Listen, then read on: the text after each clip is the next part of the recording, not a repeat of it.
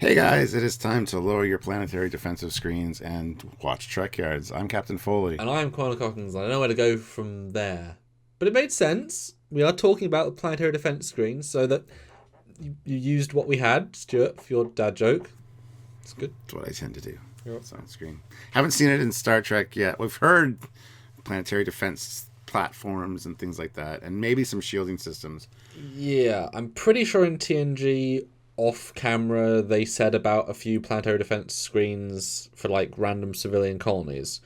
But we never saw it, and we never got a real sense of what it can do.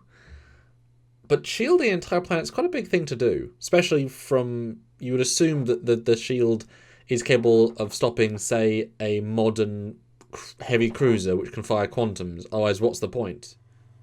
And possibly even like natural phenomena like asteroids, things like that, to prevent natural disasters as well. So Power, but the entire thing is shielded the entire time. That's a massive power resource, or massive power drain. I don't know how much that could be. and the fact that it incorporates drones as well. It's almost like a drone system that I think they link together to form the shield Well, barrier. give us the context. They do explicitly say about it. So what do they say? Yes. Well, the planet's protected by the shield barrier, which is they bought secondhand, and the Rangers, the Fennec Rangers or whatever they were, helped them install it. So it is an older system. It's not top of the line, new or anything like that. So I like that aspect. But it was installed by people like Seven of Nine, part of the Rangers, who's able to, it was installed properly, so it is capable. Yeah. Yeah, and it does have various drones which can fire and basically take out enemy ships or ships as needed. And there's a small window of opportunity every so often to get clearance to go through. You have 1 minute to get through a certain area of the shield. If you try to approach with no clearance, you're basically going to be met with kill fire, as it's called. So basically, they're going to shoot to kill. So they're not going to shoot a warning bow across your nose or anything. Yeah, yeah, and I'm looking at a graphic, and they kind of show there are multiple holes to get in. I mean, it would kind of make sense to have, like, maybe different ones for different people, depending. I mean, it depends how much transit you're having to this planet. It feels like just a random planet in Romulan space. It's just, one of many. But you got to wonder why even need the shield. They talk about how there's a warlord chap that warps in at the end, and he's got this ship, and there are people on the planet that they want trouble. So I don't know if they're trying to protect against raiders or keep people out. Yeah, that's what it was, because the area of space is now very unstable. And Picard's like, oh, it's under the Ranger jurisdiction. And Rios is like, not anymore. Things have kind of got a little bit sketchy around here. There's a lot of hit and run raids, so it would make sense that that's the reason to protect the planet. So They had it 14 years ago as well in the past. So they had it. They put it in without that being the political situation. So I wonder what was the original reason. If it was this easy, every planet ship. But obviously, it's a retcon, reinvent, new thing we're including.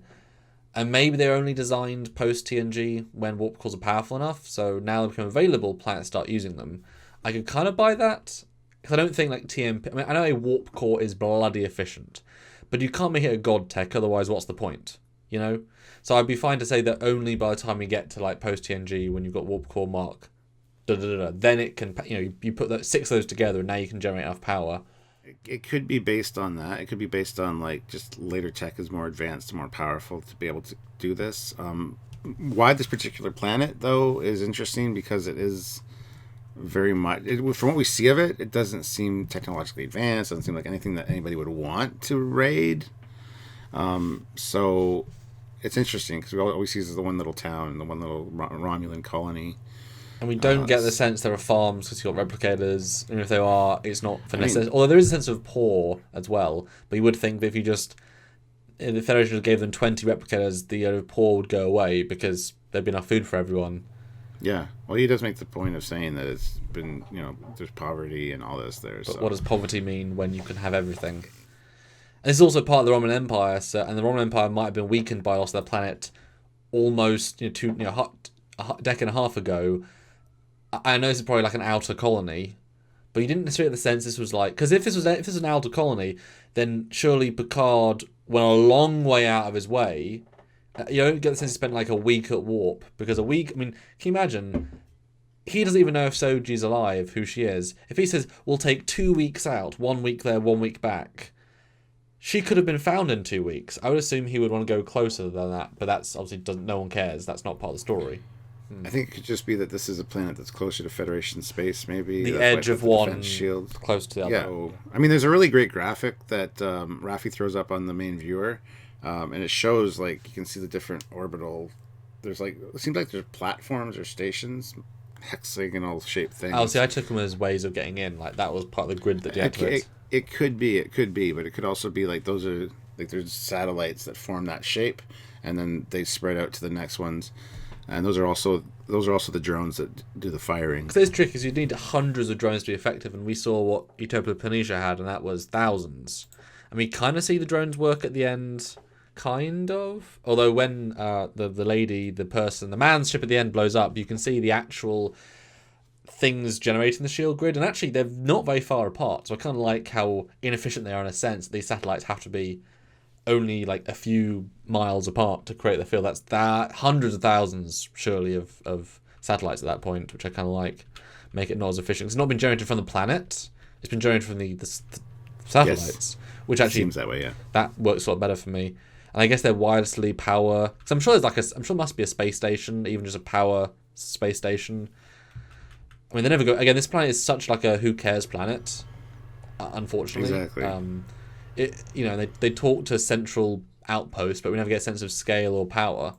The vibe is just this is a random planet, and maybe it's just a civilian planet.